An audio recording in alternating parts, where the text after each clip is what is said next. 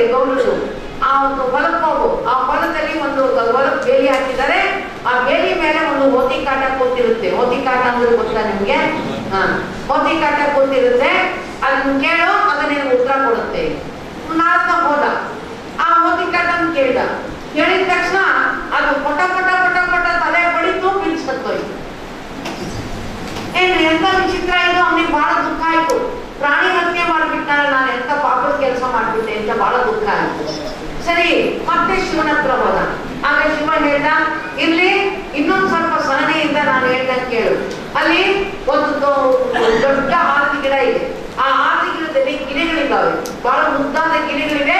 ಹೋಗಿ ಆ ಗಿಳಿಯನ್ನ, ಒಂದು ಗಿಳಿ ಇದೆ, ಆ ಗಿಳಿಯನ್ನ ಕೇಳು. ಗಿಳಿಯನ್ನ ಕೇಳಿದ್ರು. ಕೇಳಿದ ತಕ್ಷಣ ಆ ಗಿಳಿ ಏನ್ ಮಾಡ್ತು? ರೆಕ್ಕೆನ ಪಟ ಪಟ ಪಟ ಬಡಿತು, ಬಿದ್ದು ಸತ್ತೇ ಹೋಯ್ತು.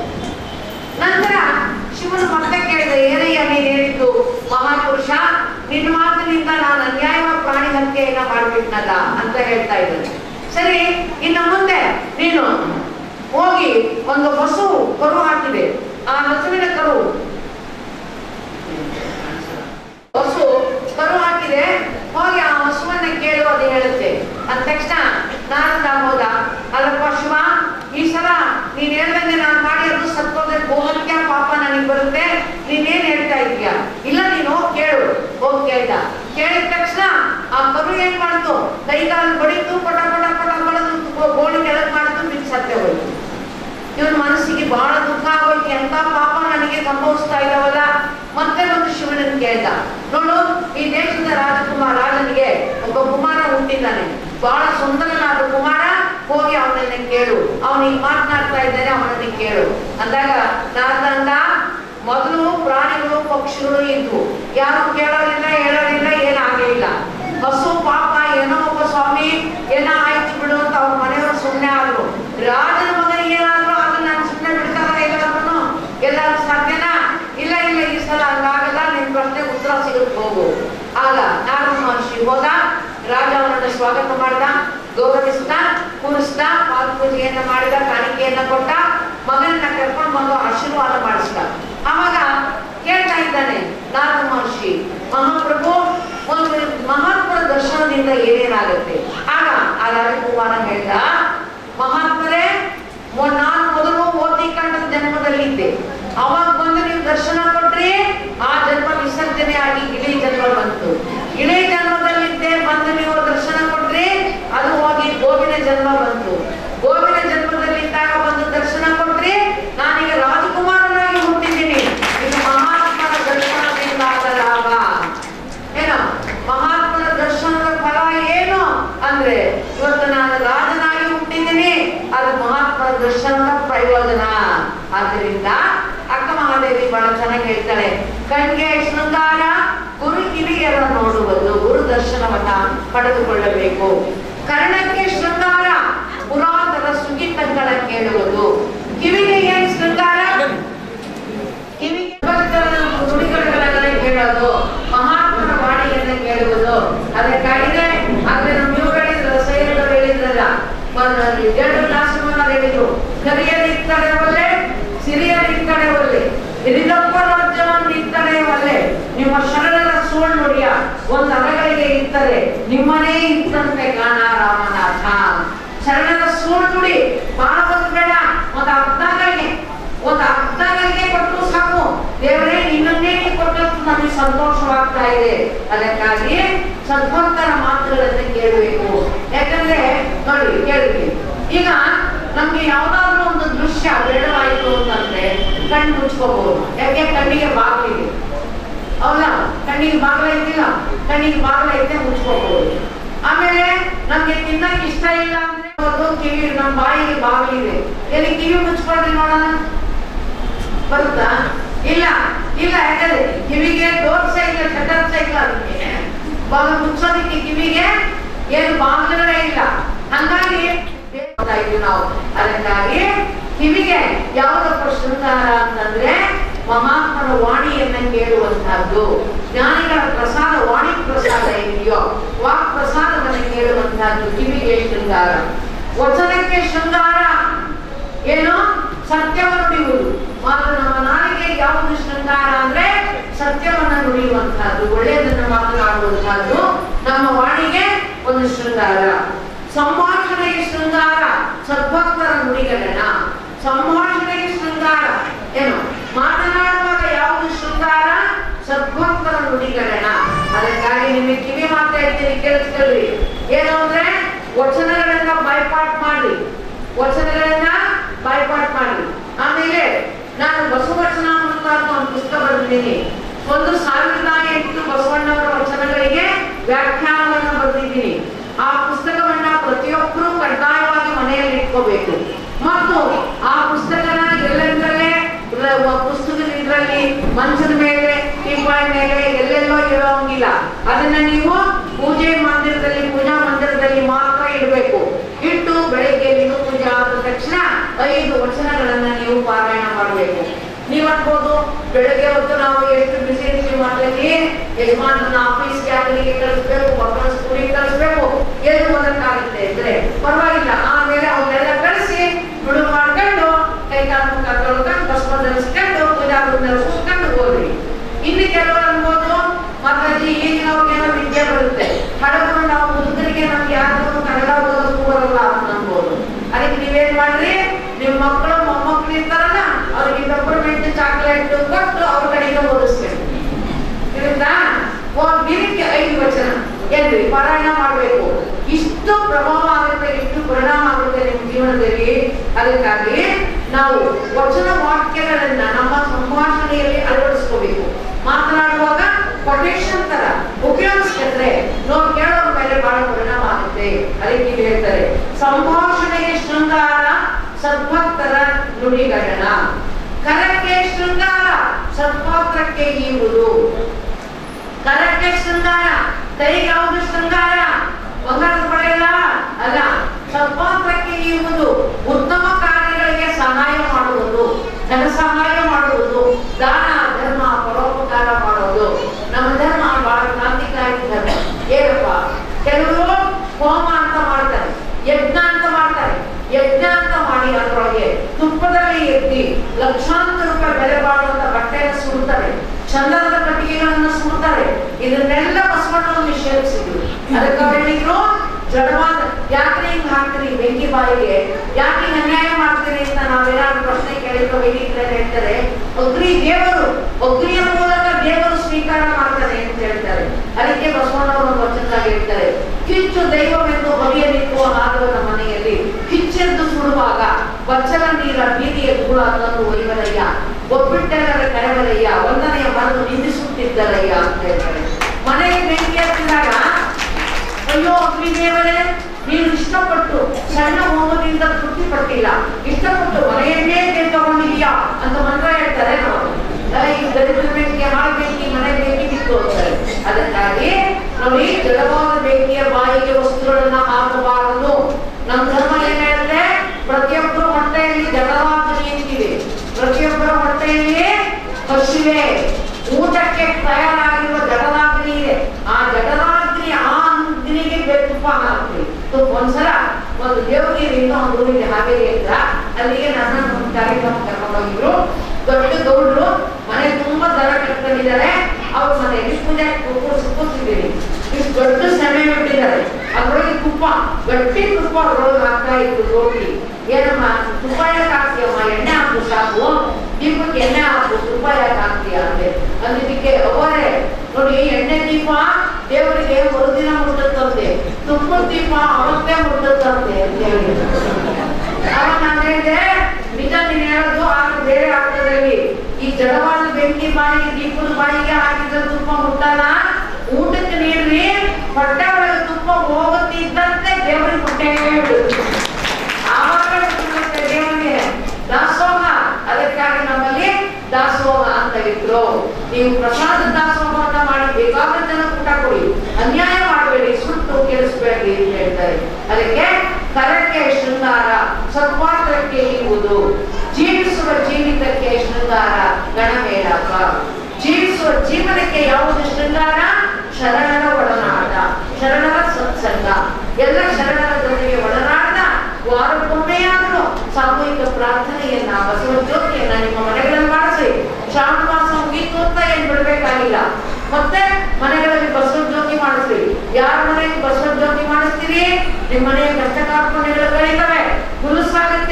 ಎಲ್ಲವೂ ಕೂಡ ವೃದ್ಧಿಯಾಗ್ತಾ ಹೋಗುತ್ತೆ ಅನ್ನುವಂತ ಮಾತನ್ನ ನಾನು ಹೇಳಲಿಕ್ಕೆ ಇಷ್ಟಪಡ್ತಾ ಇದ್ದೀನಿ. ಇವಿಲ್ಲದ ಜೀವಿಯ ಬಾಳುವೆ ಏಕಕ್ಕೆ ಬಾಧ್ಯೆಯ, ಇವೆಲ್ಲ ಇಲ್ಲದೆ ಇರುವಂತಹ ಜೀವನ ವ್ಯರ್ಥವಾದ ಜೀವನ, ಅರ್ಥರಹಿತವಾದ ಜೀವನ ಅನ್ನುವಂತ ಮಾತನ್ನ ತುಂಬಾ ಮಾರ್ಮಿಕವಾಗಿ ಹೇಳ್ತಾ ಇದ್ದಾರೆ ತಾಯಿ ಅಕ್ಕ ಮಹಾದೇವಿ.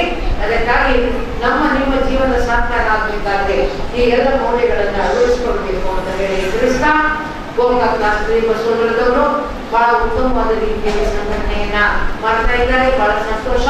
ಅನೇಕ ಜನ ಹಿರಿಯ ಶರಣೆಯರು ಸಹಿತ ಉತ್ಸಾಹದಿಂದ ಭಾಗವಹಿಸ್ತಾ ಇದ್ದಾರೆ. ಎಲ್ಲರನ್ನ ನೋಡಿದಾಗ ನಮಗೆ ಸಂತೋಷ ಅಂತ ಅನಿಸ್ತಾ ಇದೆ. ಈಗ ಇನ್ನೊಂದು ಗುರುತರವಾದ ಜವಾಬ್ದಾರಿ ಯಾವತ್ತು ಅಂತ ಹೇಳಿದ್ರೆ, ಬೆಳವಣಿಗೆ ಈ ಗ್ರಾಮದವರಿಗೆಲ್ಲ ಸಹಾಯ ಮಾಡ್ತಾ ಇದ್ದಾರೆ. ನೀವು ಎಲ್ಲರೂ ಸಹಾಯ ಮಾಡಿ. ನಮ್ಮ ನಗರಸಭೆಯ ಅಧ್ಯಕ್ಷ ಉಪಾಧ್ಯಕ್ಷರು ಕೂಡ ಅಧಿಕೃತವಾದ ರೀತಿಯಲ್ಲಿ ಪ್ರಾರಂಭ ಮಾಡಿಕೊಡ್ಬೇಕು. ಒಂದು ಸುಂದರವಾದ ಬಸವ ಮಂಟಪವನ್ನು ಕಟ್ಟಿ ಆದಷ್ಟು ಬೇಗ ಅದನ್ನು ಉದ್ಘಾಟನೆ ಮಾಡುವಂತಹ ಕಾಲದಲ್ಲಿ ಅಂತೇಳಿ ನಾವೆಲ್ಲ ಆದೇಶಿಸುವಂತ ಒಂದು ಸಮಯ ಇದು. ಅದಕ್ಕಾಗಿ ಎಲ್ಲರೂ ಕೂಡ ತಮ್ಮ ಧನಗಳಿಂದ ಬಸವ ಮಂಟಪಕ್ಕಾಗಿ ದುಡಿಬೇಕು ಅಂತ ಹೇಳಿ ತಿಳಿಸಲಿಕ್ಕೆ ಇಷ್ಟಪಡ್ತೀನಿ. ಬೆಳವಂಗಿ ಗ್ರಾಮದ ಲಿಂಗೈಕ್ಯ ಲಕ್ಷ್ಮಣ ಕಡಕೋಡ್ ಇವರು ಜೀವಂತವಿದ್ದಾಗ ನಮ್ಮ ವಿಪಕ್ಷ ವರ್ಷೆಟ್ಟಿ ಇವರಿಗೆ ಕೊಟ್ಟ ವಾಗ್ದಾನವನ್ನು ಅವರು ಇವತ್ತಿನ ದಿನ ಪೂರೈಸಿದ್ದಾರೆ. ಅವರು ಉಸುಕನ್ನ ಬಸವ ಮಂಟಪ ಕಟ್ಟಡಕ್ಕೋಸ್ಕರ ಉಸುಕನ್ನ ಟ್ರ್ಯಾಕ್ಟರ್ನಲ್ಲಿ ತಗೊಂಡು ಬಂದು ಹಾಕಿದ್ದಾರೆ. ಭಾರಿ ಇವತ್ತು ಉಸುಕು ಸಿಕ್ಕೋದು ಬಹಳ ಕಷ್ಟ ಅಂತದ್ದು ಅದು ದೊಡ್ಡ ಸಂಪತ್ತು. ಅದನ್ನ ಸ್ವಯಂ ಪ್ರೇರಣೆಯಿಂದ ಬೆಳವಣಿಗೆ ಗ್ರಾಮದ ಶಾಸಕರು ಕೊಟ್ಟಿದ್ದಾರೆ. ಅದಕ್ಕಾಗಿ ನಮಗೆ ತುಂಬಾ ಸಂತೋಷ ಅನಿಸಿದೆ. ಲಿಂಗೈಕ್ಯರಿಗೆ ಹಾಗೂ ಅವರ ಕುಟುಂಬಕ್ಕೆ ಮತ್ತು ಬೆಳವಣಿಗೆ ಗ್ರಾಮದ ಸಮಸ್ತ ಗ್ರಾಮಸ್ಥರಿಗೆ ಮಂಗಲವಾಗಿ ಅವರಿಗೆ ಆಯುರಾರೋಗ್ಯ ಭಾಗ್ಯ ಸಕಲ ಸಂಪತ್ತು ವೃದ್ಧಿಯಾಗಿ ತಿಳ್ಕೊಂಡು ರಾಷ್ಟ್ರೀಯ ಬಸವದಳದ ವತಿಯಿಂದ ನಾವೆಲ್ಲ ಹಾರೈಸ್ತಾ ಇದ್ದೀವಿ. ಇಷ್ಟೇ ಅಲ್ಲ, ಶರಣ ಮೇಳಕ್ಕೆ ಏನ್ರಿ ಬೆಳವಣಿಗೆಗತ್ತು ಹಿರೇಕೊಡಿ ಕಾರ್ಯಕರ್ತರು ಬಂದಿದ್ದಾರೆ. ತುಂಬಾ ಜನ ತಯಾರಿದ್ದಾರೆ. ಹಿರೇಕೊಡಿಯಿಂದ ತುಂಬಾ ಜನ ಕಾರ್ಯಕರ್ತರು ತಯಾರಾಗಿದ್ದಾರೆ. ಶರಣ ಮೇಳ ಬಸವ ಕಲ್ಯಾಣದಲ್ಲಿ ಕಲ್ಯಾಣ ಕೊಡುವಂತ ನಡೀತಾ ಇದೆ. ಅಕ್ಟೋಬರ್ 14, 17, 18 3 ದಿವಸಗಳ ಕಾಲ ಕಲ್ಯಾಣ ಕೊಡುವಂತ ಕಾರ್ಯಕ್ರಮ ಬಸವ ಕಲ್ಯಾಣದಲ್ಲಿ ನಡೀತಾ ಇದೆ ಬೀದರ್ ಜಿಲ್ಲೆಯಲ್ಲಿ. ಇನ್ನ ಶರಣ ಮೇಳ ಜನವರಿ 11ರಿಂದ 15ರವರೆಗೆ ಕೂಡಲ ಸಂಗಮದಲ್ಲಿ ಶರಣ ಮೇಳ ನಡೀತಾ ಇದೆ. ತಾವೆಲ್ಲರೂ ಕೂಡ ಹೆಚ್ಚಿನ ಸಂಖ್ಯೆಯಲ್ಲಿ ಎಲ್ಲ ಗ್ರಾಮದವರು ಕೂಡ ಬರಬೇಕು. ಬಂದು ನಾವು ಏನು ಸಹಾಯವನ್ನ ಮಾಡುವುದು ಮಾತ್ರವಲ್ಲ, ಜೊತೆಗೆ ಶರಣ ಮೇಳದಲ್ಲಿ ಲಕ್ಷಾಂತರ ಜನರು ಪ್ರಸಾದ ಆಗುತ್ತೆ. ಇವತ್ತು ಇದು ಬರೀ ಕರ್ನಾಟಕ ಅಲ್ಲ, ಇಡೀ ಭಾರತದಲ್ಲಿಯೇ ಒಂದು ವಿಶೇಷವಾದ ದಾಸೋಹಕ್ಕೆ ಶರಣ ಮೇಳ ಪ್ರಸಿದ್ಧವಾಗಿದೆ. ಅವರು ಭರದ್ವಾಜ್ ಅಂತ ಹೇಳಿ ಉತ್ತರ ಭಾರತದವರು ಅಷ್ಟೇ ಕಮಿಷನರ್ ಬಂದಿದ್ರು. ಅವ್ರು ಹೇಳಿದ್ರು ಶರಣ ಮೇಳದ ದಾಸೋಹ ನೋಡಿ, ನಾನು ಉತ್ತರದಲ್ಲಿ ಪ್ರಯಾಗದಲ್ಲಿ ನಡೆಯುವ ಕುಂಭಮೇಳ ಎಲ್ಲ ನೋಡಿದ್ದೀನಿ, ಈ ರೀತಿಯ ದಾಸೋಹ ಇಡೀ ಇಂಡಿಯಾದಲ್ಲೇ ಎಲ್ಲೂ ನಡೆಯುವುದಿಲ್ಲ ಅಂತ ಹೇಳಿದ್ರು. ಲಕ್ಷಾಂತರ ಜನ ಪ್ರಸಾದ ಸ್ವೀಕಾರ ಮಾಡ್ತಾರೆ. ನಿಮ್ಮಂತ ವಾಲಂಟಿಯರ್ಸ್ ಅವರಿಗೆಲ್ಲ ಪ್ರಸಾದವನ್ನು ಎಡೆ ಮಾಡ್ತಾ ಇದ್ದಾರೆ. ಅದಕ್ಕಾಗಿ ನಾವೆಲ್ಲರೂ ಕೂಡ ಬಂದು ಕಲ್ಯಾಣ ಪರ್ವದಲ್ಲಿ ಮತ್ತು ಶರಣ ಮೇಳದಲ್ಲಿ ಬಂದು ಭಾಗವಹಿಸಬೇಕು ಅಂತ ಹೇಳಿ ತಿಳಿಸ್ತಾ, ನಿಮ್ಮೆಲ್ಲರಿಗೂ ಕೂಡ ಆಯುಷ್ಯ ಆರೋಗ್ಯ ಪ್ರಾಪ್ತಿಯಾಗಲಿ ಅಂತೇಳಿ ನಾನು ಹಾರೈಸ್ತಾ ಇದ್ದೀನಿ.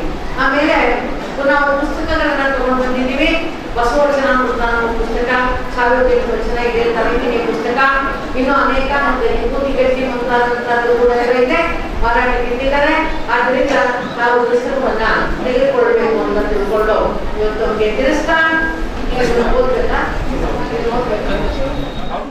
ಬಸವನಗರದ ಬಸವ ಮಂಟಪಕ್ಕೆ ಕಟ್ಟಡಕ್ಕೆ ಧನ ಸಹಾಯವನ್ನು ನೀಡಿದವರು ನಿರ್ಮಲಾ ಬಸವರಾಜ್ ಶ್ರೀಮಠ 25,000 ರೂಪಾಯಿ, ಕಮಲಕ್ಕ 25,000, ಗುರುಪಾಂಡವ ಜಕಾತಿ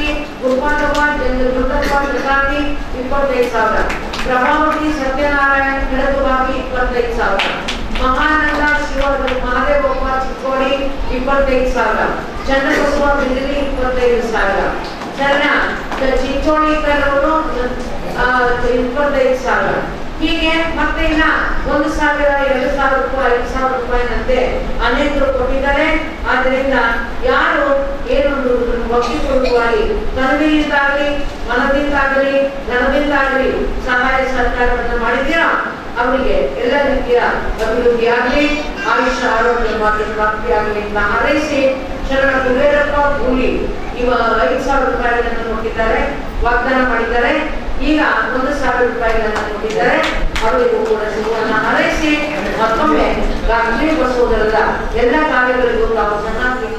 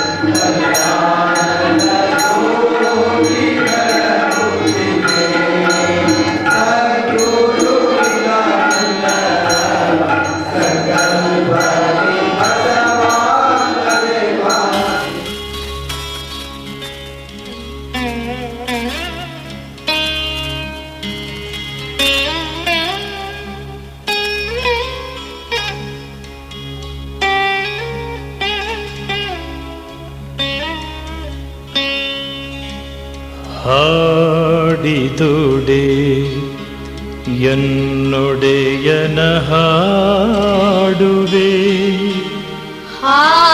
ಹಾಡಿದೋಡೆ ಎನ್ನೊಡೆಯನ ಹಾಡುವೆ ಬೇಡಿದುಡೆ ಎನ್ನೊಡೆಯನ ಬೇಡುವೆ ಬೇಡಿದೋಡೆ ಎನ್ನೊಡೆಯನ ಬೇಡುವೆ ಹಾಡಿದುಡೆ ಎನ್ನೊಡೆಯನ ಹಾಡುವೆ ಹಾಡಿದೊಡೆ ಎನ್ನೊಡೆಯನ ಹಾಡುವೆ ಬೇಡಿದುಡೆ ಎನ್ನೊಡೆಯನ ಬೇಡುವೆ ಬೇಡಿದೊಡೆ ಎನ್ನೊಡೆಯನ ಬೇಡುವೆ ಹಾಡಿದುಡೆ ಎನ್ನೊಡೆಯನ ಹಾಡುವೆ ಹಾಡಿದೊಡೆ ಎನ್ನೊಡೆಯನ ಹಾಡುವೆ ಬೇಡಿದುಡೆ ಎನ್ನೊಡೆಯನ ಬೇಡುವೆ ಬೇಡಿದೊಡೆ ಎನ್ನೊಡೆಯನ ಬೇಡುವೆ